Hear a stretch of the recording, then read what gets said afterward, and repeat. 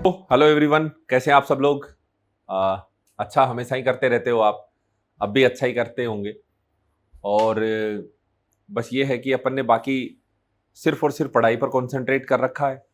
धीरे धीरे करके चीज़ों को समझते हैं। कई बार आपको ऐसा लग सकता होगा कि यार अपन जो है मैकेनिज्म पर फोकस करते हैं और मैकेनिज्म पर ज़्यादा फोकस करते हैं अपन डायरेक्ट रिएक्शन की बजाय। तो और आपको ऐसा भी लगता होगा कि मैकेनिज्म नहीं आती है मुझे, तो ये गलत लगता है, ये गलत थॉट है। अगर आपको मैकेनिज्म नहीं आएगी तो मतलब आप ही मान लो कुछ आएगा ही नहीं, क्योंकि परीक्षा में बिल्कुल अननोन रिएजेंट दिया जाता है, अननोन सबस्ट्रेट दिया जाता है। खुद को पहचानना होता है कि ये सबस्ट्रेट इसके साथ क्या करेगा। डायरेक्ट रिएक्शन आने के चांसेस बहुत कम होते हैं। सारे के सारे आपको ये सीखना है मैथमेटिक्स की तरह, फॉर्मूलों की तरह, कि अगर मेरे पास ये चीज आई तो ये इस सबस्ट्रेट के साथ किस तरह से रिएक्ट करेगी। तो आपको मैकेनिज्म सीखनी है। जो मैकेनिज्म मैं यहां आपको एक्सप्लेन कर देता हूं, उस मैकेनिज्म को आप घर पे बैठ के वापस से उसी रिएक्शन पे अप्लाई कीजिए, वापस से उसी रिएक्शन को कीजिए आप। तो आपके दिमाग में बैठ जाएगी कि अच्छा ऐसे करके ऐसे होता है, ऐसे करके ऐसे होता है। तो एक बार कॉपी देख करके उस रिएक्शन मैकेनिज्म को अप्लाई कर लो, एक बार कॉपी बिना देखे उस मैकेनिज्म को अप्लाई कर लो, तुम्हारे मजे हो जाएंगे, तुम्हें आ जाएगी समझ में। और जब आ गई तो फिर उसके बाद वैसा सवाल कुछ भी आ जाए तुम कहीं भी नहीं अटकोगे। आओ देखो, आज की क्लास शुरू करते हैं। ये तो लास्ट टर्न पे मैंने तुम्हें हेलोजिनेशन बता दिया था, और मैंने ये बता दिया था कि हेलोजिनेशन में काइनेटिक आइसोटोपिक इफेक्ट देखने को मिलता है आयोडीनेशन में। सेम ऐसा ही सल्फोनेशन में होगा, सेम ऐसा ही सल्फोनेशन में होगा। सल्फोनेशन में आप कॉन्सेंट्रेटेड H2SO4 का इस्तेमाल करते हो। सल्फोनेशन में आप किसका इस्तेमाल करते हो? कॉन्सेंट्रेटेड H2SO4 का। कॉन्सेंट्रेटेड H2SO4 जो आपको इलेक्ट्रोफाइल, एक मॉलिक्यूल एसिड की तरह बिहेव करता है और एक मॉलिक्यूल बेस की तरह बिहेव करता है। एक H प्लस दे देता है इसको, ये लिविंग ग्रुप है, बाहर निकल जाएगा। ये बैक बॉन्डिंग कर देगा, इसका H प्लस निकल जाएगा, ये बाहर निकल गया। इसने बैक बॉन्डिंग मार दी तो ये डबल बॉन्ड OH पर पॉजिटिव हो गया, H प्लस निकल जाएगा, यानी real attacking electrophile is SO3। ये बेंजीन की रिंग पर इसको जोड़ दो, ये जोड़ दिया, ये बॉन्ड इधर शिफ्ट हो गया, नेगेटिव चार्ज आ गया, समझ गए। और बाद में क्या कर लेगा? H प्लस ले लेगा। यानी बेंजीन की रिंग पर आपको क्या जोड़ना है? बेंजीन की रिंग पर आपको S double bond O double bond O OH, ये है साहब SO3H। और H निकालने का काम ये H प्लस किसने दिया? H2SO4 ने। तो H2SO4 ने जब H प्लस दिया तो इससे जो कॉन्जुगेट बना वो कौन बना? HSO4 minus. और मैं जानता हूं कि HSO4 माइनस स्ट्रॉन्ग एसिड का कॉन्जुगेट है, यानी वीक बेस है। तो ये वाली जो स्टेप होगी यहां पर H को निकालने वाली, H को यहां पर कौन निकाल रहा था? I माइनस निकाल रहा था, और मैं कहता था कि I माइनस वीक बेस है, इसलिए काइनेटिक आइसोटोपिक इफेक्ट लगेगा। इसी तरह SO3H माइनस जो है वो भी एक वीक बेस है, तो यहां भी काइनेटिक आइसोटोपिक इफेक्ट आपको देखने को मिलेगा। जैसा कि मैंने आपको शुरू में ही कहा था कि आयोडीनेशन और सल्फोनेशन में काइनेटिक आइसोटोपिक इफेक्ट लगता है, अदरवाइज H का निकलना फर्स्ट स्टेप का पार्ट होता है। मैं आपको शो कर देता हूं, देखिए सल्फोनेशन में किस तरह से रिएक्शन चलती है, देखना समझना। ये है सल्फोनेशन, SO3H का जुड़ना, that is the sulphonation reaction. तेज गति से इसको कॉपी करेंगे, जल्दी से जल्दी, कितना जल्दी कॉपी कर पाओगे उतना तुम पर डिपेंड करता है। जल्दी कॉपी कीजिए, जल्दी कीजिए, सल्फोनेशन को जल्दी कॉपी करके खत्म कर दीजिए, करिए। आओ देखो, तो अब आप देखिए कि बेंजीन के ऊपर ये ग्रुप जुड़ा हुआ है। बेंजीन के ऊपर क्या है कि कोई ग्रुप जुड़ा हुआ है। इस ग्रुप के रेस्पेक्ट में ये वाली पोजीशन होती है दोनों ऑर्थो, ये वाली पोजीशन होती है मेटा, और ये वाली पोजीशन होती है पैरा। पर जिस पोजीशन पर ग्रुप खुद जुड़ा हुआ है, यानी ये वाली पोजीशन कहलाती है इप्सो। इसे कौन सी पोजीशन कहते हैं? इप्सो पोजीशन। एक बात ध्यान रखिएगा, H प्लस इतना पावरफुल इलेक्ट्रोफाइल होता है। H प्लस क्या होता है? पावरफुल इलेक्ट्रोफाइल होता है। ये क्या होता है भैया? Powerful electrophile. तो ये क्या करता है? ये इप्सो पोजीशन पर जाकर के ही अटैक करता है। ये इप्सो पोजीशन पर जाकर के ही अटैक करता है, यहीं पर अटैक करेगा। तो ये यहां पर शिफ्ट हो गया, यहां पर कौन सा चार्ज आ गया? पॉजिटिव। और ये SO3H जुड़ा हुआ है, ये H जुड़ा हुआ है, ठीक है ना। अब क्या होगा, किसी एक को तो निकलना पड़ेगा, H प्लस आ गया जुड़ गया, किसी एक को तो निकलना पड़ेगा, तो SO3H निकलता है और फिर बॉन्ड बनता है। समझ पा रहे हो बात को?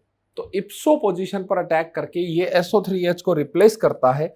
ये प्रोसेस कहलाता है डीसल्फोनेशन प्रोसेस। मैं तुम्हें शो करता हूं। तो सल्फोनेशन और डीसल्फोनेशन आपने दो पढ़ लिए कि आप SO3H को बेंजीन की रिंग पर जोड़ भी सकते हो और आपका जब मन करे उस SO3H को बाहर भी निकाल सकते हो डीसल्फोनेशन के थ्रू। इसके लिए आप H प्लस का इस्तेमाल कर सकते हो या स्टीम का इस्तेमाल कर सकते हो। जल्दी लिखिए। आओ देखो, अब एक बात देखो, अगला रिएक्शन के बारे में आप देखना, समझना ध्यान से कि क्या चल रहा है। ध्यान से समझना पड़ेगा आपको, बड़े ध्यान से समझना। चल क्या रहा है, चल क्या रहा है वो देखना, ठीक है। आओ देखो, आपके पास एक अल्काइल हैलाइड है RX। कौन है? Alkyl halide. इस अल्काइल हैलाइड में हम कोई लुईस एसिड डाल देते हैं। ये हम जानते हैं कि एक मॉडरेट लीविंग ग्रुप है। क्या आप इस बात को जानते हैं कि एक मॉडरेट लीविंग ग्रुप है? लुईस एसिड डाल दिया, बैक बॉन्डिंग हो गई साहब। इस पर पॉजिटिव आ गया, लुईस एसिड पर नेगेटिव आ गया। अब ये पूरा सिस्टम एक बढ़िया लिविंग ग्रुप बन चुका है। ये पूरा सिस्टम एक बढ़िया लिविंग ग्रुप बन चुका है। अब दो काम हो सकते हैं यहां पर, क्योंकि ये बाहर निकल रहा है, यहां से निकलने की तैयारी है इसकी निकलने की तैयारी है। उसके एवज में जब ये निकल रहा होता है यूं अपना इलेक्ट्रॉन लेकर के, इसके ऊपर पार्शियल पॉजिटिव आता रहता है। तो एक न्यूक्लियोफाइल तो ऐसा है जो इसके निकलने से पहले इसके ऊपर अटैक कर देगा। एक न्यूक्लियोफाइल ऐसा है जो इंतजार करेगा कि पहले वो निकल जाए फिर मैं अटैक करूंगा। तो जो निकल जाए का इंतजार करेगा वो R प्लस के पूरे बनने का इंतजार करेगा। जो निकल जाए का इंतजार करेगा वो R प्लस के पूरे बनने का इंतजार करेगा। और R प्लस उस केस में क्या कर सकता है? रीअरेंजमेंट कर सकता है। और रीअरेंजमेंट करने के बाद ये R प्लस बेंजीन की रिंग के लिए इलेक्ट्रोफाइल बनेगा। तो इस केस में तो रीअरेंज्ड जुड़ता है, न्यूक्लियोफाइल बेंजीन का रिंग रीअरेंज्ड कार्बोकटाइन जुड़ेगा बेंजीन की रिंग पर जाकर के, और इस केस में विदाउट रीअरेंजमेंट वाला जुड़ेगा। अब ये पूरा डेवलप्ड, फुली डेवलप्ड कार्बोकटाइन बनेगा या पार्शियली डेवलप्ड कार्बोकटाइन बनेगा, it totally depend on power of Lewis acid. Complete carbocation बनेगा या पार्शियल कार्बोकटाइन बनेगा, it totally depend on strength of Lewis acid. याद रखना, BCl3, AlCl3 और SbCl5 का नाम क्या याद रखोगे? BCl3, AlCl3 और SbCl5। अगर ये लुईस एसिड हैं, अल्काइल हैलाइड से तुरंत हैलोजन बाहर निकाल लेते हैं, फुली डेवलप्ड कार्बोकटाइन बनाते हैं, और फुली डेवलप्ड कार्बोकटाइन में वो रीअरेंज होकर के जुड़ता है। इनके अलावा कोई लुईस एसिड हो, जैसे PCl3 is also Lewis acid, कोई भी लुईस एसिड अगर इनके अलावा है तो उस केस में बिना रीअरेंजमेंट वाला जुड़ता है। आओ देखो कैसे, कि जैसे मान लो कि मेरे पास ये सबस्ट्रेट है, मेरे पास ये एक सबस्ट्रेट है, ठीक है भाई साहब, ये एक सबस्ट्रेट है। अब अगर इसमें न्यूक्लियोफाइल बिना इसके निकले अटैक करे तब तो यहां, और न्यूक्लियोफाइल कौन है? बेंजीन का रिंग, तो यहां जुड़ेगा और ये बाहर निकलेगा। और अगर रीअरेंजमेंट होने का इंतजार करे तो कार्बोकटाइन कहां बनेगा? यहां बनेगा। ये मैं कहना चाह रहा हूं। तो बेंजीन का रिंग अगर उन तीनों के अलावा दूसरा इलेक्ट्रोफाइल है तब तो बेंजीन के रिंग पर ये यहां से जुड़ेगा। और अगर बेंजीन के रिंग में वो तीनों BCl3, AlCl3 और SbCl5, कौन कौन है जल्दी बोलो? BCl3, AlCl3 और SbCl5, अगर ये तीनों में से कोई सा है तो रीअरेंजमेंट करने के बाद जुड़ता है। बेंजीन की रिंग पर अगर आप ये V शेप्ड ग्रुप जोड़ते हो तो इसे कहते हैं क्यूमीन। आगे जाकर के क्यूमीन हाइड्रोपरोक्साइड रिएक्शन से फिनोल बनाना सीखोगे तुम, खैर वो तो बाद की बातें हैं। आइए देखिए, अब मैं आपको शो कर देता हूं, ध्यान से समझना।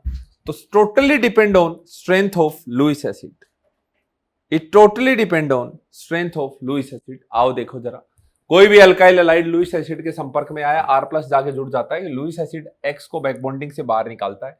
केस 1 फुली डेवलप्ड कार्बोकटाइन बनेगा BCl3, ये 3 है, ये BCl3 है भाई साहब, BCl3 LCl3 SbCl5, ये फुली डेवलप्ड बनाएंगे। ये वीक लुईस एसिड है, ये नहीं बनाएंगे। तो इन केस में बिना रीअरेंजमेंट वाला और इस केस में रीअरेंजमेंट वाला इलेक्ट्रोफाइल जुड़ेगा। तेज गति से लिखेंगे, जल्दी जल्दी लिखिए तेज गति से। तो अब आप देखिए कि मैं आपको ये कह रहा था कि अगर आप AlCl3 ले लोगे तो रीअरेंज्ड कार्बोकटाइन बनेगा, जुड़ेगा। और अगर आप AlCl3 BCl3 और SbCl5 के अलावा कोई दूसरा इलेक्ट्रोफाइल लेते हो विदाउट रीअरेंजमेंट जुड़ेगा। इस बात का आपको ध्यान रखना है। जल्दी से आप इसको कितनी देर में लिख पाएंगे उतनी देर में आप इसे लिखिए, जल्दी जल्दी लिखिए। अब आप देखिए कि जैसे मान लो रिएक्शन चल रही है, ये आपके पास एक सबस्ट्रेट है और ये 1 मोल मान लो प्रोडक्ट बन गया। ये 10 मोल थे, 1 मोल ये बन गया। सारे 10 के 10 एक साथ तो रिएक्शन करेंगे नहीं, तो इसके 9 बच गए मान लो, इसका 1 बच गया, ठीक है। इसके सामने जो ये इलेक्ट्रोफाइल बना, इस इलेक्ट्रोफाइल के सामने अब 2 सबस्ट्रेट हैं, ये वाला भी है और ये वाला भी है। 2 सबस्ट्रेट हैं, किसके ऊपर कौन ज्यादा रिंग एक्टिवेटेड है? कौन रिंग ज्यादा एक्टिवेटेड है? ये रिंग ज्यादा एक्टिवेटेड है बिकॉज ऑफ +H लग रहा है। तो इलेक्ट्रोफाइल चाहेगा एक्टिवेटेड रिंग पे जाने का, तो एक्टिवेटेड रिंग के पास जाएगा तो ये पॉली सब्स्टिट्यूटेड प्रोसेस कहलाएगा। पॉली सब्स्टिट्यूटेड, क्या बोला मैंने, जल्दी बोलो। पॉली सब्स्टिट्यूटेड मतलब जहां एक बार जुड़ गया अल्काइल वहीं दोबारा जुड़ता है जाके उसकी ऑर्थो या पैरा पोजीशन पे, क्योंकि रिंग एक्टिवेट हो चुकी है। लेकिन आप ये चाहते हो नहीं मैं तो मोनो सब्स्टिट्यूटेड प्रोडक्ट ही बनाऊंगा, तो उस केस में आपको दो काम में से एक काम करना पड़ेगा। या तो उस इलेक्ट्रोफाइल को ये दिखने ही मत दो, इसको इतना ज्यादा मात्रा में डाल दो कि उसको ये दिखे, यानी बेंजीन को आपको एक्सेस में लेना पड़ेगा।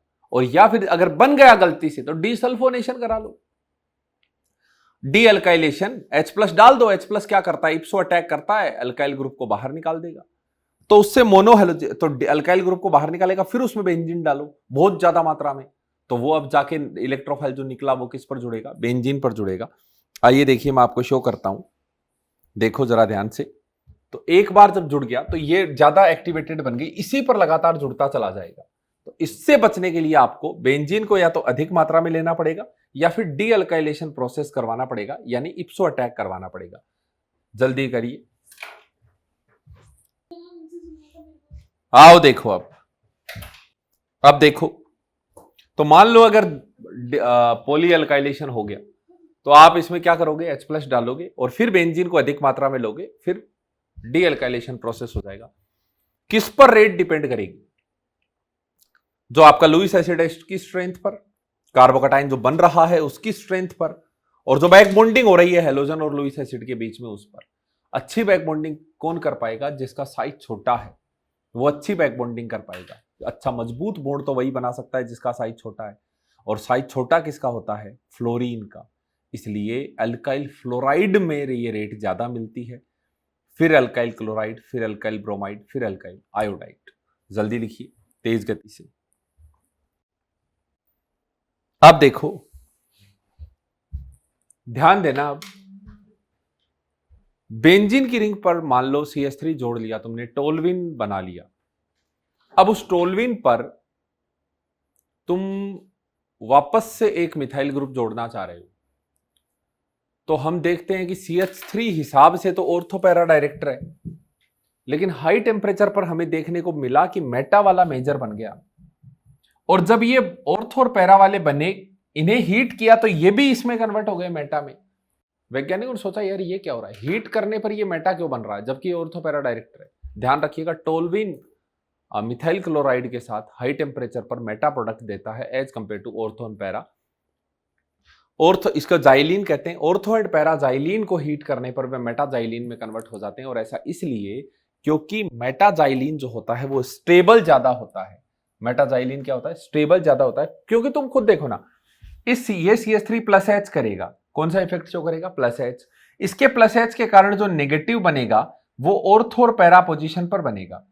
इसके +H के कारण, तभी तो हम कहते हैं कि CH3 ऑर्थो पैरा डायरेक्टर है। CH3 ऑर्थो पैरा डायरेक्टर कैसे है? क्योंकि CH3 के प्लस H के कारण जो नेगेटिव चार्ज बनता है वो ऑर्थो और पैरा पोजीशन पर बनता है, प्लस H इफेक्ट जब ये शो करता है। जैसे ही इसकी ऑर्थो या पैरा ऑर्थो पोजीशन पर नेगेटिव आएगा, ये CH3 प्लस आई से उसे अपोज करेगा, प्लस आई देगा, ये CH3 प्लस आई से अपोज करेगा। तो अपोज कर रहा है उसका हाइपर कॉन्जुगेशन, यानी hyper conjugation of one CH3 group is opposed by another CH3 group. But आप यहां देखोगे तो जब इसका नेगेटिव यहां बनेगा, ये अपोज नहीं कर रहा, ये ज्यादा स्टेबल सिस्टम है। लेकिन इंटरमीडिएट किसका ज्यादा स्टेबल है? साइक्लिक एरेनियम आयन, इनका। तभी तो अपन कहते हैं ऑर्थो पैरा डायरेक्टर है। साइक्लिक एरेनियम आयन से ही तो डायरेक्टिविटी देखी जाती है। तो जिसका इंटरमीडिएट ज्यादा स्टेबल लेकिन प्रोडक्ट कम स्टेबल, वो कहलाते हैं TCP। पहले भी अपनी चर्चा चली थी 1,3-ब्यूटाडाइन के केस में जब HCl जोड़ते थे। और जिसका इंटरमीडिएट कम स्टेबल लेकिन प्रोडक्ट ज्यादा स्टेबल, वो TCP, हाई टेम्परेचर पर TCP बनता है। और आप ऐसा भी कह सकते हो कि धीरे धीरे सारा KCP किसमें कन्वर्ट हो जाता है? TCP में। गायब हो गया, मैं जल्दी दिखा देता हूं तुमको, जल्दी से आप लिखना। स्क्रीनशॉट आपको लेना हो अगर तो आप ले सकते हो, कोई दिक्कत वाली बात है नहीं। आइए देखिए, लिख लीजिए, तेज गति से लिखिए। आओ देखो, अब आप आगे देखिए, ध्यान दीजिएगा। तो हमने ये देख लिया कि भैया कब रीअरेंजमेंट होगा, कब रीअरेंजमेंट नहीं होगा, ये वाली बात अपन ने देख ली। अब एक और देखो कि जरूरी नहीं है मैं एल्काइल हैलाइड लूं, जरूरी नहीं है कि मैं एल्काइल हैलाइड लेके उसमें कोई लुईस एसिड लूं। ये कोई जरूरी थोड़ी है इलेक्ट्रोफाइल।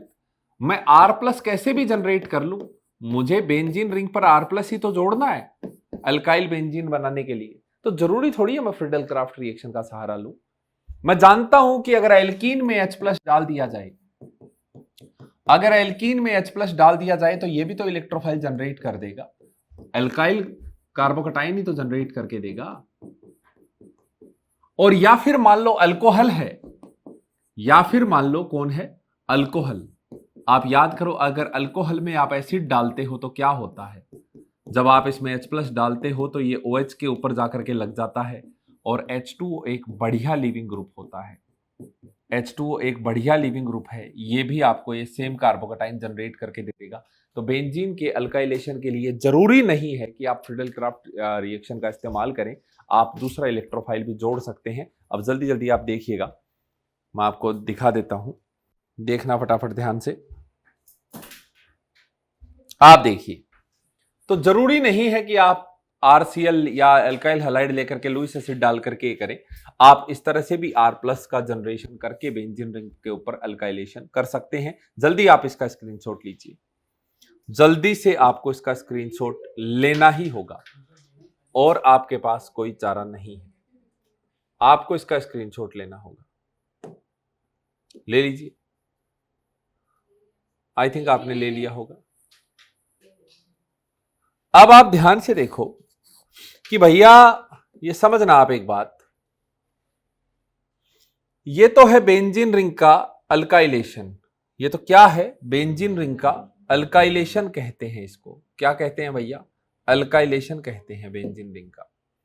अब आप एक बात को ध्यान से समझना कि RCOCl, RCOX कोई भी हेलोजन लगा हुआ है यहां पर, ठीक है, इसमें मैं कोई लुईस एसिड डाल देता हूं, लुईस एसिड जाकर के इसके साथ इंटरेक्ट करता है, पॉजिटिव आता है, इधर से ये तैयार है बैक बॉन्डिंग करने के लिए, ये बाहर निकल जाता है, RCO+ ऐसा बन जाता है।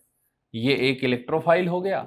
अब इसके पास कोई न्यूक्लियोफाइल जैसे बेंजीन का रिंग आएगा और ये यहां जुड़ जाएगा, ये बाहर ऐसे हो जाएगा बॉन्ड, और क्या बन जाएगा? RC, और ये कहलाता है असाइल ग्रुप। इसको क्या कहते हैं? Acyl group. RCO ये वाला चीज क्या कहलाता है? असाइल ग्रुप कहलाता है। और असाइल ग्रुप अगर बेंजीन की रिंग के ऊपर जुड़े तो इसे बेंजीन की रिंग का क्या कहते हैं? असाइलेशन कहते हैं। असाइलेशन। तो असाइलेशन के लिए आप क्या करोगे? RCOX की रिएक्शन किसी भी लुईस एसिड के साथ AlCl3 जैसा कुछ ले लिया, ये इसको बाहर निकालेगा। असाइल लियम कार्बोकटाइन, ये कार्बोकटाइन बन जाएगा, ये इलेक्ट्रोफाइल है, बेंजीन की रिंग के ऊपर जाकर के जुड़ जाएगा और इस तरह से कोई एरोमेटिक कार्बोनाइल एल्डिहाइड आपको एरोमेटिक कार्बोनाइल बनता हुआ नजर आएगा। ये है असाइलेशन रिएक्शन। अब आप देखिए, जब आप बेंजीन की बजाय एनिलिन ले लेते हैं, आप क्या ले लेते हैं?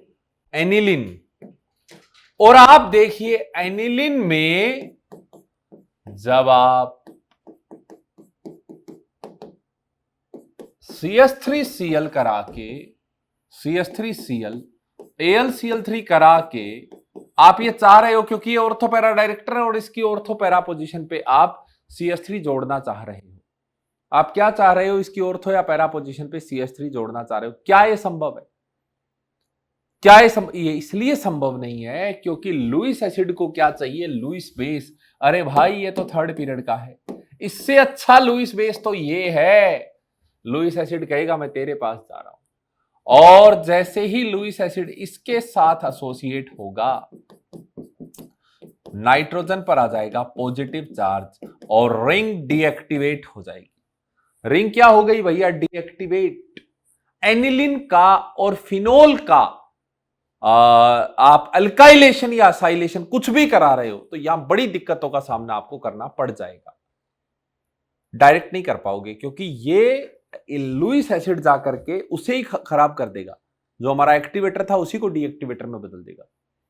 इस काम से बचने के लिए हम एक की पॉइंट लगाते हैं। इस काम से बचने के लिए हम क्या करते हैं? एक की पॉइंट लगाते हैं, और की पॉइंट ऐसा है कि उसे प्रोटेक्ट कर दो। की पॉइंट कैसा है? प्रोटेक्ट कर दो भैया इसे। RCOCl ले आओ ना इसके सामने और इसके ऊपर अटैक करके ये बन जाएगा R बेंजीन का रिंग, बेंजीन का रिंग, N और CORH ऐसा। अब ये नाइट्रोजन का लोन पेयर डीलोकलाइज्ड है, अमाइड बन चुका है ये। अब लुईस एसिड इसके साथ नहीं जुड़ेगा, थोड़ा कम कम एक्टिवेटर हो गया। अब इसकी ऑर्थो या पैरा पोजीशन पे आराम से करा लो, बाद में आप इसका हाइड्रोलिसिस करा लोगे, यहां से इधर H+, इधर OH-। ये लो। तो बेंजीन की रिंग पर अगर NH2 जुड़ा हुआ है तो आप इसका डायरेक्ट एल्काइलेशन नहीं कर पाओगे, यहां आपको दिक्कतों का सामना करना पड़ेगा। बाय प्रोटेक्शन आप ये काम करवा पाओगे। देखना ध्यान से समझते जाना और स्क्रीनशॉट लेते जाना। देखिए एनिलिन पर जब आप करवाने की कोशिश करते हो तो रिएक्शन नहीं होती, और आप देख पा रहे हो कि लुईस एसिड उस NH2 को ही खराब कर देगा, डीएक्टिवेटर में कन्वर्ट कर देगा। इसलिए आप इसका प्रोटेक्शन कराओगे RCOCl या कोई भी ऐसा ग्रुप जिससे आप इसको अमाइड में कन्वर्ट कर पाओ। अब ये उतना ज्यादा नाइट्रोजन का लोन पेयर अवेलेबल नहीं है, इसलिए अब आराम से आप ऑर्थो या पैरा पोजीशन पे करोगे, बाद में हाइड्रोलिसिस करके उसे हटा दीजिए। स्क्रीनशॉट लीजिए अगर आपको समझ में आ गया है तो। आइए देखो फिनोल और एल्कोक्सी बेंजीन में भी कुछ ऐसा ही देखने को मिलेगा, पुअर यील्ड मिलेगी, इसलिए इसे OTS में कन्वर्ट कर लेंगे। OTS समझते हो? ओ और टोल्विन सल्फोनाइल क्लोराइड के साथ रिएक्शन करके इसे OTS में कन्वर्ट करते हैं, और OTS में भी वो क्रॉस कॉन्जुगेशन करता है SO2 ग्रुप के सल्फर के साथ, ऑक्सीजन के साथ, इसलिए उतना ज्यादा अवेलेबल नहीं है। बाद में हाइड्रोलिसिस करके उसको हटा देते हैं। स्क्रीनशॉट लीजिए, तेज गति से करिए, स्क्रीनशॉट आप कर लीजिए, मैं हटा रहा हूं इसे। अब देखिए असाइल ग्रुप, बेंजीन की रिंग पर अगर RCO ग्रुप जोड़ देते हो, ये रियल अटैकिंग इलेक्ट्रोफाइल, ये जुड़ जाता है बेंजीन की रिंग के ऊपर, ये कहलाता है असाइलेशन। यहां पर living ability of leaving group देखी जाएगी। तो अल्काइलेशन तो फ्लोरीन में फास्ट होता है, लेकिन असाइलेशन आयोडीन में फास्ट होता है।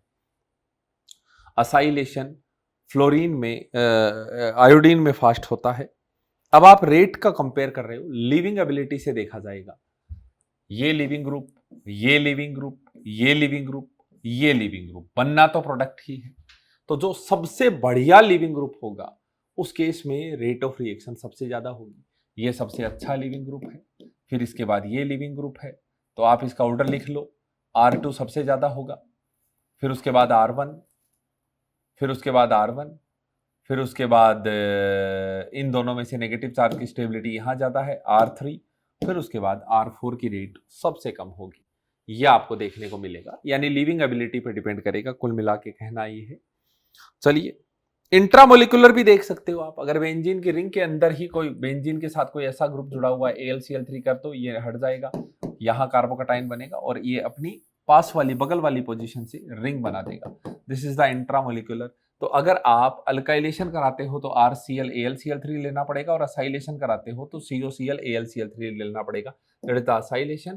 फ्रीडल-क्राफ्ट असाइलेशन फास्टर होता है एज कंपेयर टू अल्काइलेशन, क्योंकि असाइलेशन बस एक ही बार हो पाएगा ना, देखो, क्योंकि ये बनते ही तो रिंग डीएक्टिवेटेड हो गई, -m है ना इसका। जैसे ही ये बना, बनते ही रिंग डीएक्टिवेट हो गई। पॉली सब्स्टिट्यूटेड प्रोसेस नहीं है ये। इसलिए अगर आपको अल्काइलेशन कराना है तो आप असाइलेशन का सहारा लीजिए। इसमें ZnHG HCl करा दो, कार्बोनाइल की मुंडी उड़ जाएगी, अल्काइल ग्रुप जुड़ जाएगा। समझ पा रहे हो बात को? उसमें मशक्कत करनी पड़ेगी। स्क्रीनशॉट लीजिए, स्क्रीनशॉट लीजिए इंट्रामोलिकुलर का, स्क्रीनशॉट ले लीजिए। ये आपके सामने अब मैं आपकी स्क्रीन पर कुछ प्रश्न पेश कर रहा हूं जो आज आपको डायरेक्ट करने हैं।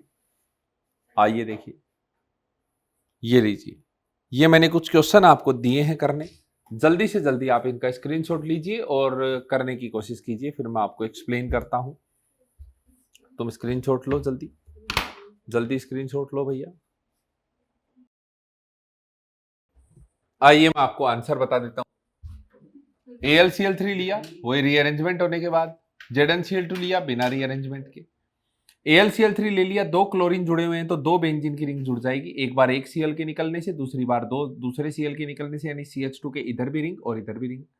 यहां पर फ्लोरीन के केस में ज्यादा होती है तो पहले फ्लोरीन निकलेगा, क्योंकि एक ही मोल ले रखा है इसका, तो एक फ्लोरीन निकलेगा, फिर ये जुड़ेगा। फिर बाद में AlCl3 आप चाहो तो जोड़ लो। इसमें इन दोनों के ऊपर बिठा दोगे इस CH2 ग्रुप को ले जाके। SCl2 है तो भी वही काम होगा जो यहां हो रहा था, बीच में सल्फर आ जाएगा और इधर पीएच और इधर पीएच बन जाएगा। मैं आपको आंसर शो कर देता हूं। These are the answers. Thioether बनेगा, ये होगा, वो होगा। जल्दी से अगर आपने किया है स्क्रीनशॉट लीजिए, फिर अपन आगे बढ़ते हैं। अब आप देखिए, ये बात महत्वपूर्ण है। इसके बाद ये बात महत्वपूर्ण है कि AlCl3 जो होता है वो 3 मेंबर की रिंग को भी खोल देता है भैया, ध्यान रखना। 3 मेंबर की रिंग स्ट्रेन रिंग होती है, इसके बॉन्ड पेयर को अब्स्ट्रैक्ट करके खोल देगा, कार्बोकटाइन रीअरेंज होकर के वैसे ही जुड़ेगा। ये आपको पता है H+ क्या करेगा, डबल बॉन्ड पर जुड़ के कार्बोकटाइन बनाएगा और कार्बोकटाइन विदाउट रीअरेंजमेंट इसके साथ जुड़ जाएगा। OH हटाएगा, 6 मेंबर की रिंग बन रही है तो जोड़ देंगे बिना रीअरेंजमेंट के, Br जोड़ देंगे। क्लियर है? आइए मैं आपको आंसर शो कर देता हूं किस तरह से हो रहा है। ये लीजिए, ये लीजिए। तो यहीं तक था। रीअरेंजमेंट अवॉइड करना है अगर 6 मेंबर की रिंग बन रही है तो, और 6 मेंबर की नहीं बन रही है तो रीअरेंजमेंट कराना है। ठीक है, Br हटा के। यहीं तक था हमारा फ्रीडल-क्राफ्ट अल्काइलेशन आज का लेक्चर, जो कि अति महत्वपूर्ण था। ये जितने भी क्वेश्चन मैंने कराए हैं, ये क्वेश्चंस आप घर जाकर के वापस करोगे, मतलब घर पे ही बैठे हो तो ये क्वेश्चंस वापस करने हैं आपको। ठीक है, मैकेनिज्म वापस अप्लाई करनी है। अगर एरोमेटिक कंपाउंड में सबसे ज्यादा महत्वपूर्ण कोई रिएक्शन है तो ये फ्रीडल-क्राफ्ट अल्काइलेशन असाइलेशन है। प्रैक्टिस अच्छे से कर लेना, डाउट आएंगे नहीं। अगर आए तो वीडियो देख लेना वापस रिवाइंड करके, तुम्हारे पास है सब कुछ। ठीक है, अगली क्लास में मिलते हैं, तब तक के लिए wish you all the very best. Thank you so much.